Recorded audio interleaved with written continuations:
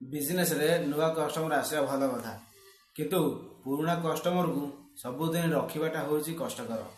आज मुझे किसी टिप्स कहबी जो पुराना कस्टमर केमी रखा जाए जाना पाइबे। वीडियो को शेष पर्यंत देखंतु। फास्ट पॉइंट, कस्टमर जितेबाला आप शॉप को आसुँच भल व्यवहार देखा कहीं एमती किसी कस्टमर अच्छा कि भल भल व्यवहार पाइले ही आसती आउ थे जिनस नापी।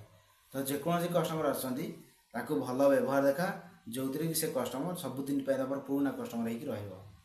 सेकेंड पॉइंट, जदि आप कस्टमर को भल क्वालिटी जिनस देवे तेरे कस्टमर आप शॉप को बार बार आसबे जो थी कि आप सहित पुराना कस्टमर हो सब बेपार चलो। थर्ड पॉइंट, पुराना कस्टमर जो आसुँच किसी डिस्काउंट दियो कि छोट छोट गिफ्ट दियो जो थे से खुशी हे आ बार बार आसबे।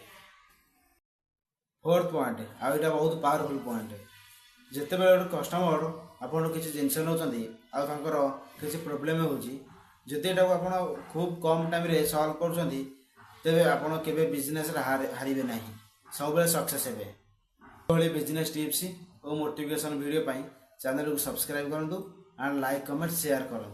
रही जय श्री राम।